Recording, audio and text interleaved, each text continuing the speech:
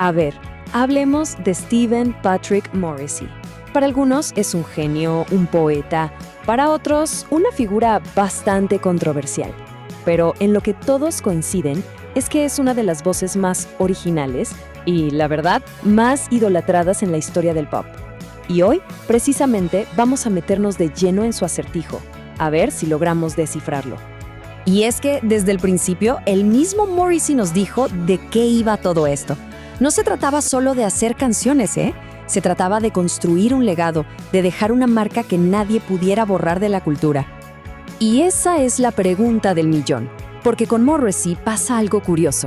Mientras más intentamos entenderlo, más complicado y contradictorio se vuelve todo.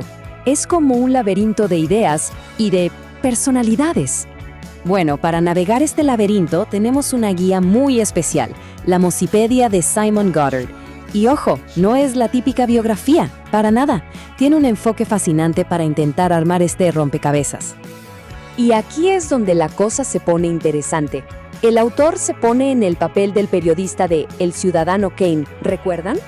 Buscando ese famoso Rosebud, esa única pista que supuestamente podría explicar la vida entera de un hombre tan complejo.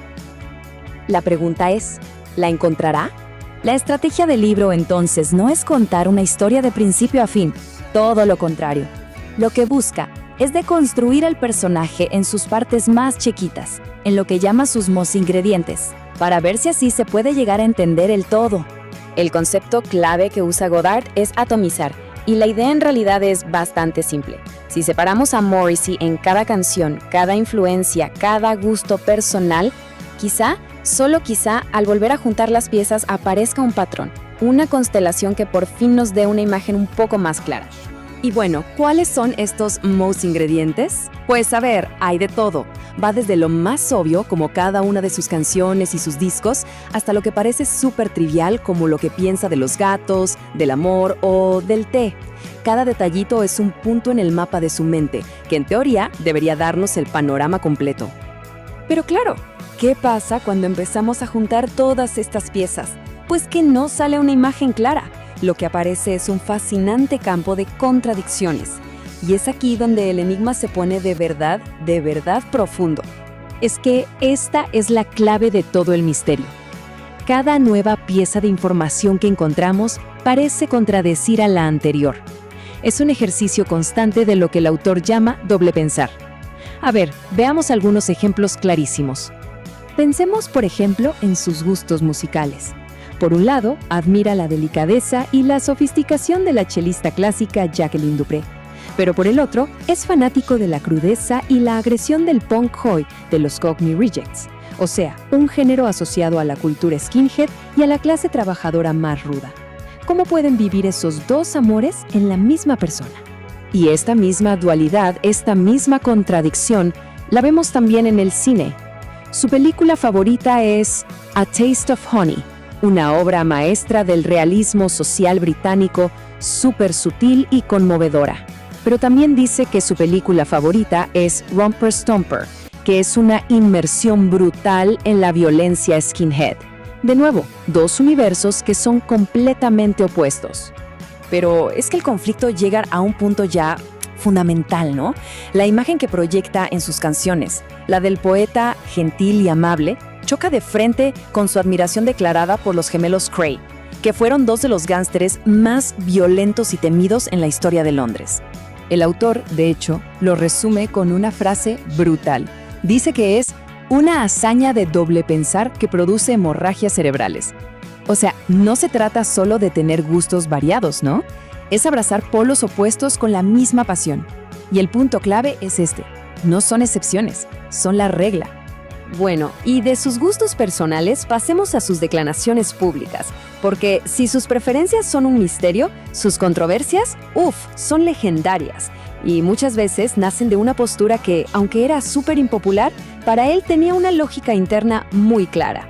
Vámonos a 1984, un momento de una efervescencia caritativa tremenda en la cultura pop británica, un momento que la verdad definió a toda una década. En ese momento, la canción Do They Know It's Christmas del supergrupo Band Aid fue un evento cultural gigantesco. Unió a casi todas las grandes estrellas del pop británico por una causa noble. Parecía algo intocable, una causa que todo mundo aplaudía. Y entonces llega Morrissey. Justo cuando criticar a Band-Aid era prácticamente un sacrilegio, él va y no se guarda nada. Sus palabras fueron brutales, directas, y le ganaron el odio de muchísima gente. Pero, ¿lo hacía solo por llevar la contraria? A ver, para Morrissey, el problema no era la causa, para nada. El problema era el método. Su crítica en el fondo era política. Sí, creía que la canción era una tortura para el público británico, pero su punto más importante era otro. Sentía que le estaban echando la culpa a la gente común, mientras que se dejaba de lado a quienes él consideraba los verdaderos responsables, como el gobierno de Thatcher o la realeza.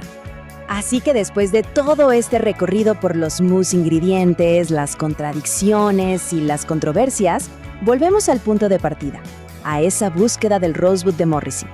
Y la gran conclusión de esta búsqueda es que, sencillamente, no hay un Rosebud. No existe una sola palabra, ni un recuerdo, ni una canción que pueda explicar por completo a una persona tan compleja. Buscar una respuesta simple era una misión imposible. Y esta es quizá la lección más importante de todas, ¿no? Y no solo para Morrissey, sino para cualquiera. La vida de una persona es demasiado grande, demasiado contradictoria como para resumirla en una sola idea, en una sola palabra.